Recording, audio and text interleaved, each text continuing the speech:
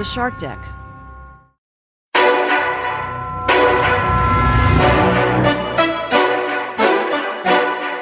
Hello and welcome to Palace Intrigue. I am your host, Mark Francis.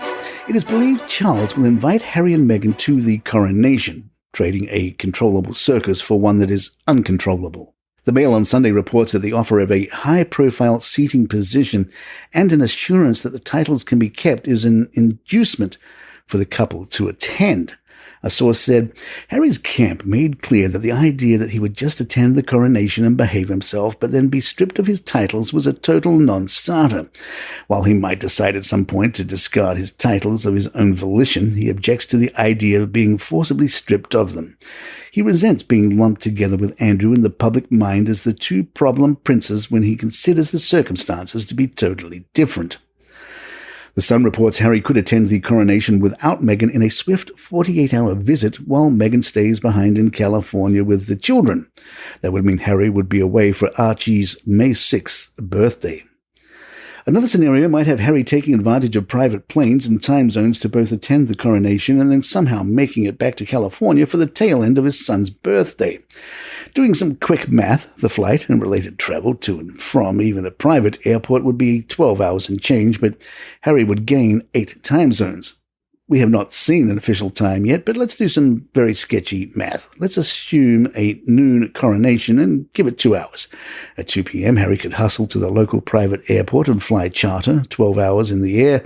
Now it's 2 a.m. London time, but remember he's getting 8 time zones back, so he would only be 6 p.m. in California. Maybe Harry could make it back for an 8 p.m. celebrity birthday party filmed for Netflix. He could be the royal version of Phil Collins at Live Aid. Stay tuned. Someone who performed at Live Aid, who might perform at the coronation, is Sir Paul McCartney. The former band leader of Wings has reportedly been chosen to give a special performance at the coronation. Royal planners are hopeful that other big names will follow in Sir Paul's footsteps and sign up to take part in the day once they are made aware of his presence.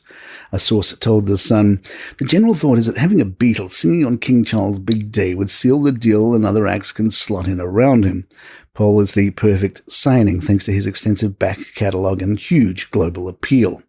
The Department for Culture, Media and Sport has chosen 27 tracks as a suggested street party soundtrack for your coronation. The BBC reports the playlist was picked by the DCMS without any external input. The coronation party selection initially featured 28 tracks, but a Dizzy Rascal track quickly disappeared. Rascal was convicted last year of assaulting his former partner.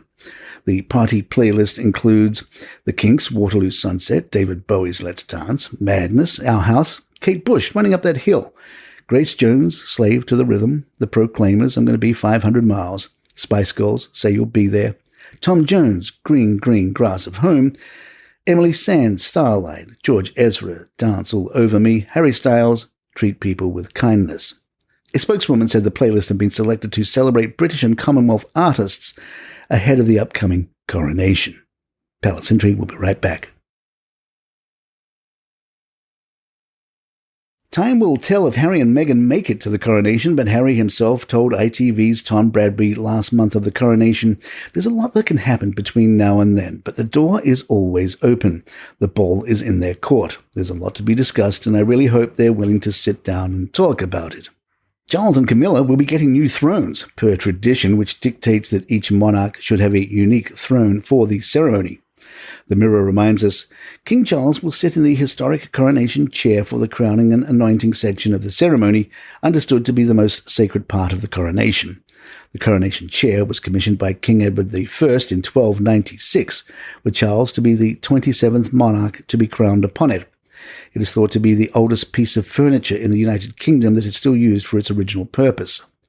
A palace source confirmed, there is always a new throne for a new monarch, and this will be no exception.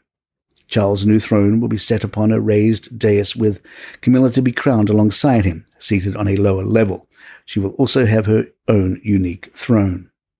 King Charles' new throne is said to carry the Tudor crown in a contrast to the late Queen's logo, which held the St. Edward's crown. Charles is expected to wear military dress instead, with reports suggesting he will don his Admiral of the Fleet uniform. Buckingham Palace has said that the coronation will reflect the monarch's role today and look towards the future, while being rooted in long-standing traditions. And there you have it. If you'd like to email us, our address is thepalacintrigue@gmail.com. And if you'd like to leave a review of 5 stars, you can do that right there on the iTunes Apple app. I'm Mark Francis. My thanks to John McDermott. This is Palace Intrigue. Good times. I'm Melissa McKay, star of the new podcast, The Royals of Malibu. I play Ella, a sex worker just trying to survive when I get swept away to the wealth and the drama of Malibu. You know, you can like something without touching it. You've made the biggest mistake of your life, Ella Sinclair. You are a total psycho!